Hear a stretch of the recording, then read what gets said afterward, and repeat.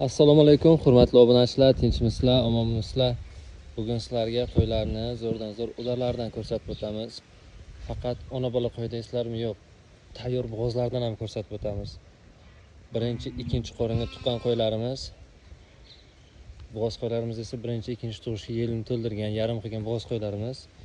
Qo'ylarimiz narxiga keladigan bo'lsak, narxni aytib o'tishim ma'lum. Bitta obuna tugmasini qizartirib, tili ham sep chiqib ketdi. Obuna tugmasini bosib, orqasidan nakni qizartiring.